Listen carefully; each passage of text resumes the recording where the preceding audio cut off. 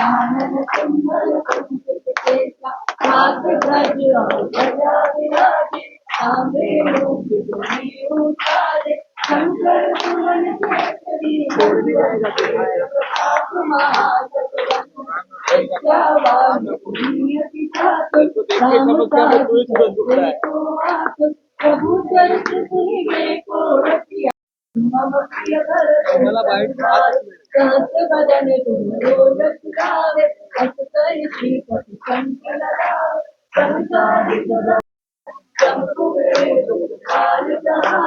अभी को कर सके कहाँ से तुम पुकार तुम्हें गई सीना राम दिखाए राजपद दीना तुमरो मंत्र भीषण माना आज्ञा बिन परेशानी सब सुख रहे तुम्हारी चरना तुम्हारा सच को डरना आपन तेज सवारो हनुमत दिया संकट के हनुमान छुड़ावे मंत्र वचन ध्यान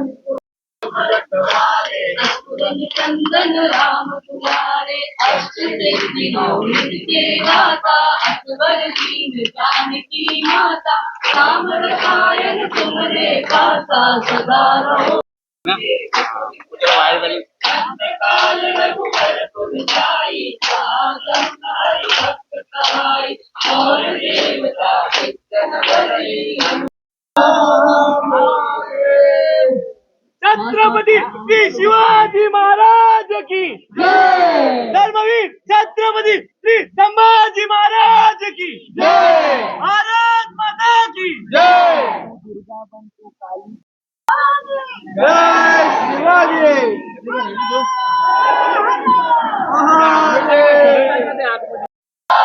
धर्म छोड़कर जाओगी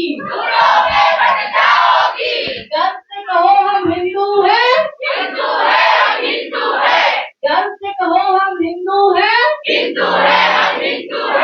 अपने लोगों को गर्व से कहो हिंदू है आप हिंदू हैं गर्व से कहो हम हिंदू हैं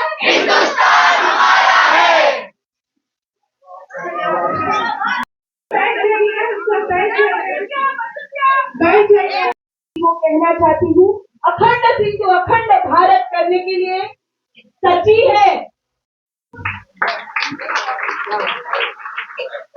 जो प्रेरणा जो ऊर्जा आज प्रणाम करके ये कहते हैं कि आजन्म ये शक्ति हम में ऐसे ही जारी रहे। हिदायतें नहीं कहते, सूचना कहते हैं, जागरूकता कहते हैं।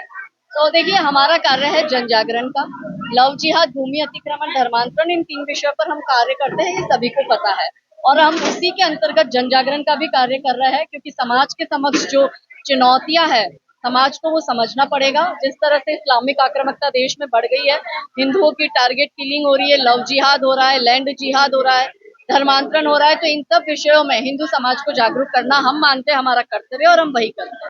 सुरेश भाई चौहान के जो है वो साक्षात 2024 के वो छत्रपति शिवाजी महाराज के प्रतिबिंब है कि वो ऐसी कोई धमकियों से, भले वो धमकियां दे रहे हैं देने वाले, पर वो डरेंगे नहीं। सुरेश चौहान के जी ने सदैव मुखरता से होकर, जब लोग लव जिहाद पर बात नहीं करते थे, आज से 20 वर्ष पहले वो उस पर एपिसोड करते थे। जब यूपीएससी जिहाद पर कोई बोलना नहीं चाहता था, तब उन पर धमकियां भी आई और उन पर दर्जनों केस भी हुए। सुरेश चौहान के जी ने हमेशा समाज को वो राह दिखाई है, वो प्रतिबिंब दिखाया है, उन्हें बताया है कि हिंदू समाज के साथ क्या हो रहा है। और उसमें सुरेश चौहान के जी का एक महत्वपूर्ण रोल है कि अपनी चैनल के माध्यम से नुकसान सहन करने के बाद भी, कुछ मीडिया वाले क्या है हमेशा पैसों का फायदा देखते हैं, उन्होंने ये कभी नहीं देखा। उन्होंने हमेशा निस्वार्थ भाव से अपने जीवन को धर्म को समर्पित किया और उसी के अंतर्गत वो अपना कार्य कर रहे हैं। और उन्होंने इससे पहले भी काफी अलग अलग यात्रा, जैसे कि जनसंख्या पर करी थी, हिंदू राष्ट्र के लिए करी थी, अब इसके लिए कर रहे हैं। तो हमारी बहुत सारी शुभकामनाएं सुरेश भाई को, और हमें पता है कि उनका ये जो कार्य है वो जरूर सिद्ध होगा और इस कार्य में हम सब भी उनके साथ हैं। उनको ढेर सारी शुभकामनाएं भी देते हैं। देखिए यही विडंबना है कि हिंदू अपने ही देश में 2 दर्जे का नागरिक बन चुका है। उसके पास कहने को ना तो अपना देश है, ना वो अपना एक भी त्योहार शांति से मना सकता, ना वो कोई एक शांति से शोभा यात्रा निकाल सकता, ना हमारी बेटियां सुरक्षित, ना जमीनें सुरक्षित, ना मंदिर सुरक्षित, ना गौ माता सुरक्षित। इसलिए अब ये जरूरत आन पड़ी है कि इस तरह की धर्म सभाओं का भी आयोजन हो रहा है कि हिंदू समाज ये समझे नाती जाति के भेदभाव मिटाकर हिंदू समाज संगठित होकर ही इन राक्षसों का सामना कर पाएगा, क्योंकि ये असुरी ताकतें एक हो चुकी है और विदेशों से फंडिंग आ रही है, हमें पता है। तो अब हमें अपना ये जो भी देश का थोड़ा सा भी हिस्सा जो बच गया है उसको बचाकर पुनः अखंड हिंदू राष्ट्र का निर्माण करना है। जो छत्रपति शिवाजी महाराज का स्वराज्य का सपना था, वो सपने को साकार भी हमें ही मिलकर करना है। तो इसमें हमें लगता है कि सुरेश चवनकर जी का बहुत बड़ा रोल है। तो भगवान और माता जी तुलजा भवानी उन्हें बहुत शक्ति दे, ऐसे ही मैं माता जी के चरण। देखिए, लव जिहाद हो रहा है वो हम सब जानते हैं। हमारी बच्चियों को लगता है कि मेरा वाला अब्दुल अलग है, लेकिन बच्चियों को समझना है कि सारे अब्दुल एक जैसे है, क्योंकि सारे अब्दुल एक ही किताब पढ़ते हैं और उस किताब में लिखा है कि बुत परस्तों को मार दो, कुफ्र को मार दो, काफिर को जहां पाओ वहां मार दो या उसे कन्वर्ट करो। वो अपने एजेंडा पे चल रहा है, पर हमारा हिंदू जो है वो धर्म और संस्कृति से दूर है, वो शांत और सहज स्वभाव का है। तो हिंदू इनके षड्यंत्र को समझ नहीं पा रहा है, पर अब मुझे लगता है कि धीरे धीरे जागरूकता भी बहुत आई है, तो उसमें आपके चैनल का भी बहुत बड़ा रोल है। और ये जागरूकता का कारण ही है कि आज आप देखो इस सभागार में जगह ही नहीं थी, फिर भी लोग जैसे तैसे एडजस्ट कर कर ये विषय को सुन रहे थे। पहले कहाँ देखने को मिल रहा था, तो जागरूकता आई है। लव जिहाद में मुझे लगता है कि समाज की भी जिम्मेदारी है, कॉलेज और स्कूल वालों की भी जिम्मेदारी है, सामाजिक कार्यकर्ताओं की भी जिम्मेदारी है और समाज के विभिन्न वर्ग की जिम्मेदारी है कि क्योंकि हम हमारी बेटियां मरने के लिए थोड़ी पैदा करते कि कोई आफ्ताब आके उसके 35 टुकड़े कर दे, कोई अशरफ आके उसके 50 टुकड़े कर दे, कोई दिलदार जो है उसके 52 टुकड़े कर दे। इसलिए हम बेटियां पैदा नहीं करते। हमारी इस महान भूमि पर योद्धा नारियों ने जन्म लिया और अब समय आ गया है कि हमारी हिंदू बेटियां जो है अपना रणचंडी रूप दिखाए और इन दुष्टों का नाश करे। देखिए, हिंदू समाज में अभी भी डर तो है ही है, ये तो है ही।